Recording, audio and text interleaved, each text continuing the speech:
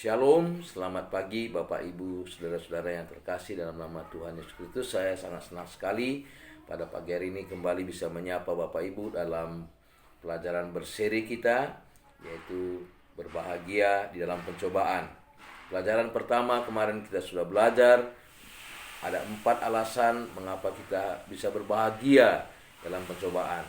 Alasan yang pertama, karena kita sudah dipilih oleh Allah menjadi keluarga Allah.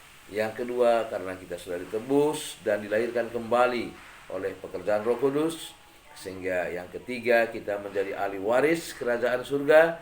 Dan yang keempat, iman kita itu lebih mahal daripada apapun, lebih mahal daripada emas permata. Oleh karena itu, dalam pelajaran yang kedua ini, Bapak Ibu Saudara sekalian, kita akan belajar bersama-sama dari 1 Petrus pasal 1 ayat 13 sampai dengan ayatnya yang ke-21 yang berjudul Detail Praktek Kehidupan Orang yang Sudah Lahir Baru. Iman kita harus kita praktekkan kalau kita sudah lahir baru. Praktek-praktek kehidupan kita benar-benar ditunjukkan supaya orang lain diberkati dan orang lain tahu bahwa kita terbukti sudah lahir baru.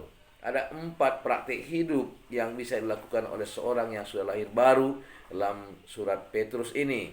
Yang pertama, kita sebagai seorang yang sudah lahir baru harus selalu berpikir bahwa besok atau nanti atau beberapa waktu lagi Yesus sudah datang untuk menjemput kita. Kita harus selalu siap dalam keberadaan apapun untuk dijemput oleh Yesus Kristus. Sebabnya Petrus berkata, sebab itu siapkanlah akal budimu, waspadalah dan letakkanlah pengharapanmu seluruhnya atas kasih karunia yang dianugerahkan kepadamu pada waktu penyataan Yesus Kristus. Letakkanlah segala pikiranmu, pengharapanmu, sepertinya Yesus sudah datang menjemput engkau. Saudara-saudara yang kekasih, dalam masa-masa kesulitan, pencobaan, kita harus selalu siap. Seperti yang dikatakan oleh nyanyian pujian kita, sudah siapkah kau sambut Tuhan? Biar lampumu terang, siang ataupun malam. Sudah siapkah kau sambut Tuhan? Seorang prajurit, Bapak Ibu sekalian, selalu siap untuk berperang. Itu sebabnya pada waktu dia berlatih, komandannya selalu berkata, kamu harus selalu berlatih dalam posisi sedang berperang, supaya tidak melakukan latihan itu dengan bermain-main. Demikian juga kita di dunia ini. Kalau kita selalu siap, kapanpun dijemput oleh Tuhan, kita tidak akan pernah bermain-main. Kita akan selalu mengikuti rencana dan kehendak Tuhan. Oleh karena itu, hal yang kedua dalam praktek kehidupan kita yang bisa kita lakukan adalah kita harus taat kepada Tuhan dan tidak sama pikiran kita dengan dunia ini. Kita harus menghilangkan segala keduniawian dan pikiran-pikiran dunia ini. Dalam ayat 14 dikatakan, hiduplah sebagai anak-anak yang taat dan janganlah turuti hawa nafsu yang menguasai kamu pada waktu kebodohanmu. Ingatlah saudara-saudara, setiap orang yang baru lahir baru, seseorang yang baru saja percaya kepada Yesus, iblis tidak akan tinggal diam. Iblis akan selalu berusaha untuk memakai keinginan daging, keangkuhan hidup, keinginan mata untuk menarik kita kembali ke pihaknya. Tapi mari kita lihat bagaimana Tuhan akan selalu menolong kita. Di dalam Matius pasal 9 ayat 35 sampai 36, Yesus berkeliling ke semua kota dan desa. Ia mengajar dalam rumah-rumah ibadat dan memberitakan Injil kerajaan surga serta melenyapkan segala penyakit dan kelemahan. Melihat orang banyak itu, tergeraklah hati Yesus oleh belas kasihan kepada mereka karena mereka lelah dan terlantar seperti domba yang tak bergembala. Lihatlah bagaimana keberadaan orang-orang yang tidak bergembala, karena domba memang binatang yang lemah dan mudah disesatkan. Oleh karena itu kita perlu gembala untuk selalu menjaga kita. Ya, kita harus berubah. Pembaharuan budi kita harus diubah. Jangan kita sama dengan dunia ini. Ada orang kadang berkata, itu udah biasa. Di dunia ini, namanya kita masih di dunia. Kompromi sikit-sikit gak apa-apa. Kita melakukan bohong-bohong sikit gak apa-apa. Jangan, kita harus taat, betul. Kita harus menjadi orang yang sungguh-sungguh menunjukkan karakter anak Tuhan, iman kita. Dalam praktek kehidupan kita yang ketiga, kita harus menjaga kekudusan kita. Kita memang sudah percaya kepada Yesus sebagai Tuhan dan Juru Selamat dan dikuduskan.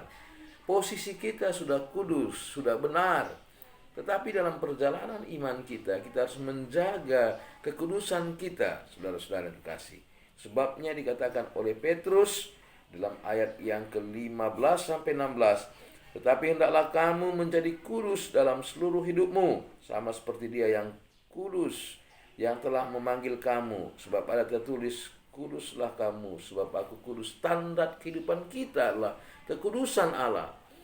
Oleh karena itu kita perlu mohon Roh Kudus untuk terus menguasai kita, memenuhi kita, mengatur kita, supaya kita benar-benar bisa menjadi orang-orang yang kudus, segambar dan serupa dengan Allah, segambar dan serupa dengan Yesus Kristus. Bapak, Ibu, saudara-saudara yang kekasih, kudus itu ada dua pengertian. Satu, kudus dalam pengertian kudus dari moral, kekudusan moral, kudus secara moral. Karena sekarang ini ada begitu banyak moral-moral yang menyeret kita untuk tidak kudus. Oleh karena itu kita hindari itu. Tapi kudus juga pengertiannya khusus. Kita pakai hidup kita menjadi sesuatu yang dipakai oleh Tuhan secara khusus. Saudara-saudara yang kekasih dalam nama Tuhan Yesus Kristus, kita harus khusus di hadapan Tuhan. Kita juga mengkhususkan hari-hari kita di hadapan Tuhan. Dan jangan lalai, walaupun sekarang ini masih tinggal di rumah, belum bisa kemana-mana, kita harus tetap berdoa, tetap membaca firman Tuhan, tetap dalam kekudusan Tuhan. Jangan kita justru melakukan hal-hal yang tidak berkenan di hadapan Tuhan. Hal yang terakhir, yang keempat adalah kita harus siap mempertanggungjawabkan segala yang kita lakukan di bumi ini pada waktu penghakiman Kristus. Maka dikatakan dalam ayat 17, dan jika kamu menyebutnya Bapa, yaitu Dia yang tanpa memandang muka menghakimi semua orang menurut perbuatannya, maka hendaklah kamu hidup dalam ketakutan selama kamu menumpang di dunia ini. Ketakutan dalam pengertian bukan ketakutan yang seperti yang selama ini kita pikir ada ketakutan duniawi, tapi hormat, sungguh-sungguh hormat, memuliakan. Kita sungguh-sungguh dalam posisi di mana satu ketika aku harus mempertanggungjawabkan segala yang sudah kulakukan.